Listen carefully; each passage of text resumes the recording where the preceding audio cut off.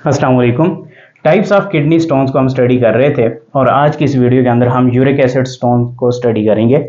देखेंगे कि uric acid stones की अपीयरेंस कैसी होती है, ये कैसे बनते हैं, काजेज एंड रिस्क फैक्टर्स कौन कौन से होते हैं और ट्रीटमेंट एंड प्रिवेंशन क्या आ जाती हैं। सो यूरिनरी स्टोन्स जिन्हें किडनी स्टोन्स या रीनल कैल्कुलाई भी कहा जाता है, बेसिकली हमारे किडनी के अंदर बनने वाले स्टोन्स होते हैं जो हमारी बॉडी में मौजूद मिनरल्स के कम्बिनेशन से बनते हैं। इनकी डिफरेंट टाइप्स होती हैं जिनमें एक टाइप यूरिक एसिड स्टोन की आ जाती है। ओके, यूरिक एसिड स्टोन जो होते हैं वो तकरीबन कम अमाउंट में बनते हैं as compared to calcium stone and to white stone, जिनको ऑलरेडी हम स्टडी कर चुके हैं।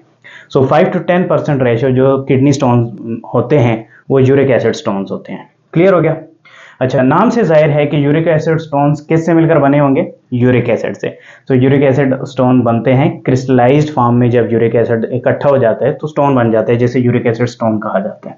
क्लियर हो गया? अब यूरिक एसिड को देखते हैं कि यूरिक एसिड कैसे बनता है। याद रखिए, यूरिक एसिड प्यूरिन की मेटाबॉलिज्म से बनता है।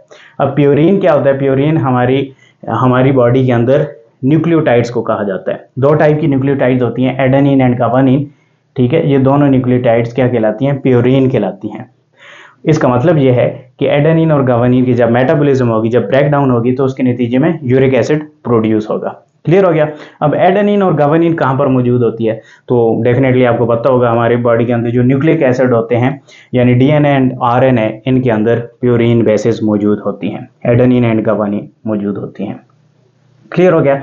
इसके अलावा ATP, NADP, FADP, so in different molecules के अंदर भी प्यूरिन बेस मौजूद होती है, एडेनिन मौजूद होती है। सो जब भी प्यूरिन बेस की मेटाबॉलिज्म होगी, ब्रेक डाउन होगी, उसके नतीजे में क्या होगा? यूरिक एसिड प्रोड्यूस हो गया। ये तो आ गई कहानी यूरिक एसिड की, यानी हमारी बॉडी के अंदर यूरिक एसिड प्रोड्यूस होता है। कैसे प्रोड्यूस होता है, ये सारी चीजें हमने देख ली। इससे स्टोन कैसे बनता है तो ये थोड़ी देर में देखते हैं, बट उससे पहले appearance of uric acid stones देख लेते हैं। यानी यूरिक एसिड स्टोन्स देखने में कैसे होते हैं? ये स्मूथ होते हैं, राउंड से होते हैं और सॉफ्टर देन कैल्शियम स्टोन। जो कैल्शियम स्टोन बनते हैं हमारे किडनी के अंदर वो बहुत हार्ड से होते हैं, ये उसकी निस्बत सॉफ्टर होते हैं और इनका कलर रेडिश ब्राउन होता है। सो कलर में तकरीबन ये कैल्शियम स्टोन के सिमिलर होते हैं, बट ओवरऑल इनकी अपीयरेंस स्मूथ और राउंड होती है और ये सॉफ्टर होते हैं as compared to calcium stone. अब हम फॉर्मेशन की तरफ चलते हैं कि यूरिक एसिड स्टोन की फॉर्मेशन कैसे होती है।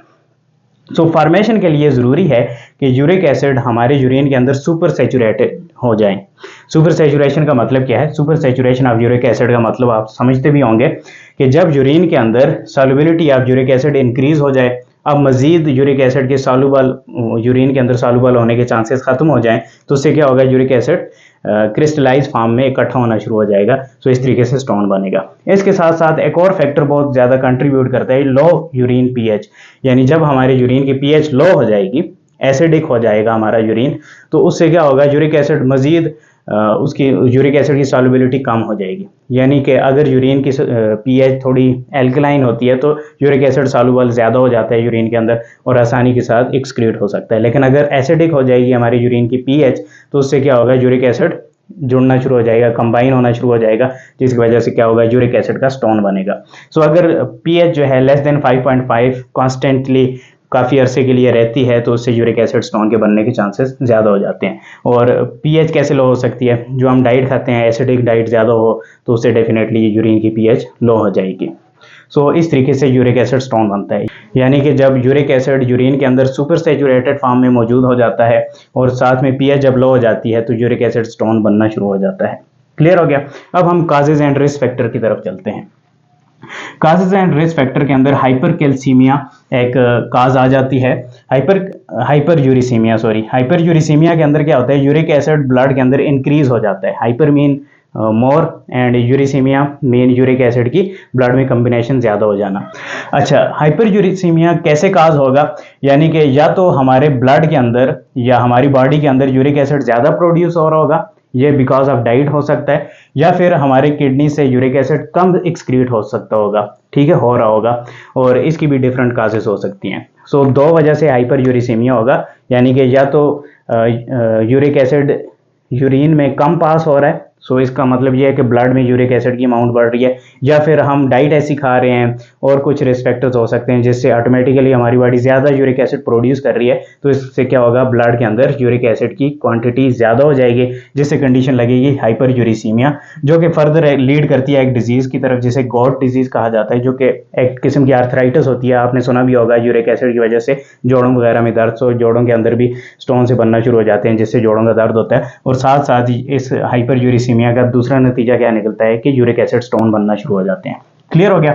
इसके अलावा जो अदर रिस्क फैक्टर्स हैं उसमें डाइट आ जाता है, यानी अगर आप प्यूरिन रिच डाइट खाते हैं, प्यूरिन रिच डाइट में red meat, organ meet, sea food वगैरह आ जाते हैं, इनमें प्यूरिन की अमाउंट ज़्यादा होती है। अब आप सोचेंगे ज़्यादा कैसे होती है प्यूरिन की अमाउंट, ये तो डीएनए के अंदर मौजूद है, तो डीएनए हर सेल के अंदर उतना ही होता है। तो इसका कॉन्सेप्ट ये है, प्यूरिन रिच डाइट का मतलब ये होता है कि जब हम रेड मीट खाते हैं तो वो बेसिकली मसल मीट है, सो मसल को ज़्यादा एनर्जी की ज़रूरत होती है, ज़्यादा एटीपी ऑलरेडी मौजूद है, तो प्यूरिन ज़्यादा मौजूद है। इसके अलावा आरएनए ज़्यादा होता है इन सेल्स के अंदर क्योंकि ज़्यादा प्रोटीन ने बनना होता है, सो इस तरीके से ज़्यादा प्रोटीन बनने की वजह से ज़्यादा प्यूरिन्स मौजूद होती हैं इन फूड के अंदर। सो जब ये फूड हम ज़्यादा अमाउंट में ले रहे होंगे, तो जब इस फूड की ब्रेक डाउन होगी तो ज़्यादा यूरिक एसिड रिलीज होगा, जिसकी वजह से यूरिक एसिड के स्टोन बनने की चांसेस बढ़ जाएंगे। इसके अलावा ओबेसिटी एक काज आ जाती है, जब आपका मास ज़्यादा होगा ओवरऑल, तो डेफिनेटली ज़्यादा आप फूड कंज्यूम कर रहे होंगे, ज़्यादा मेटाबॉलिज्म हो रही होगी, सो ओवरऑल यूरिक एसिड की प्रोडक्शन ज़्यादा होती है, सो एक रिस्क फैक्टर ओबेसिटी भी आ जाता है। इसके अलावा डिहाइड्रेशन एक रिस्क फैक्टर आ जाता है।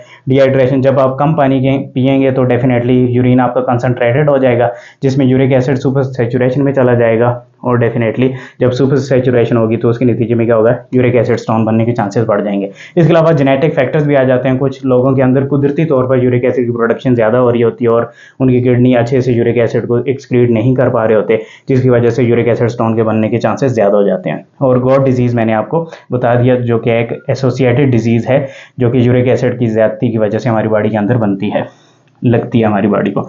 ट्रीटमेंट एंड प्रिवेंशन की बात की जाए तो हाइड्रेशन, डेफिनेटली आप पानी ज़्यादा पिएं तो यूरिन की कंसंट्रेशन डाइल्यूट हो जाएगी, सो यूरिक एसिड के डिज़ोल्व होने के चांसेस बढ़ जाएंगे, सो आप यूरिक एसिड स्टोन से बच सकते हैं। इसके अलावा डाइटरी मॉडिफिकेशन करें, प्यूरिन रिच फूड से थोड़ी बहुत परहेज करें तो यूरिक एसिड स्टोन से आप बच सकते हैं। इसके अलावा मेडिकेशन दी जाती हैं ताकि यूरिन एल्कलाइन किया जाए, और आपको पता है जब यूरिन एल्कलाइन होगा यूरिक एसिड की सॉल्युबिलिटी बढ़ जाती है, जिसकी वजह से ज़्यादा से ज़्यादा यूरिक एसिड एक्सक्रीट हो सकता है। और डेफिनेटली अगर स्टोन बन चुका है तो शॉक वेव लिथोट्रिप्सी एक प्रोसीजर होता है जिसकी वजह से साउंड वेव हिट करवाई जाती हैं यूरिक एसिड स्टोन के ऊपर, जहाँ पर ये स्टोन टूट जाता है और यूरिन में रिलीज हो जाता है।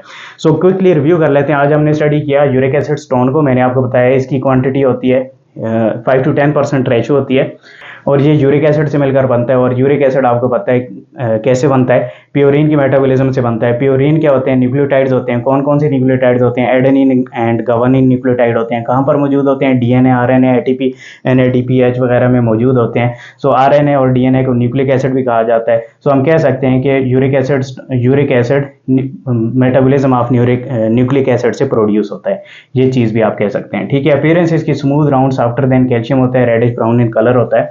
और फॉर्मेशन ऑफ किडनी स्टोन में मैंने आपको बताया super saturation of uric acid की वजह से फॉर्मेशन हो सकती है, और लो यूरिन पीएच इसको फैसिलिटेट करती है फॉर्मेशन ऑफ यूरिक एसिड को। काजेज एंड रिस्क फैक्टर के अंदर हमने हाइपर यूरिसीमिया स्टडी किया, जिसमें आपके ब्लड के अंदर यूरिक एसिड ज़्यादा हो जाता है। और ये क्यों ज़्यादा होता है, मैंने आपको बताया कि या तो यूरिक एसिड आपकी बॉडी में ज़्यादा प्रोड्यूस हो रहा होता है, और या फिर आपकी किडनी यूरिक एसिड को कम एक्सक्रीट कर रहे होते हैं, तो आपके ब्लड के अंदर यूरिक एसिड की अमाउंट बढ़ जाती है, जिसकी वजह से गॉट डिजीज़ लग सकती है। और डेफिनेटली सेकंड जो कॉन्सिक्वेंसेज आपको देखने को मिलते हैं वो यूरिक एसिड स्टोन के होते हैं। इसके अलावा डाइट, अगर आप प्यूरिन रिच डाइट खाते हैं तो उससे भी यूरिक एसिड स्टोन के चांसेस बढ़ जाते हैं। ओबेसिटी, डिहाइड्रेशन, जेनेटिक फैक्टर भी अपना अपना रोल प्ले करते हैं यूरिक एसिड स्टोन की फॉर्मेशन में।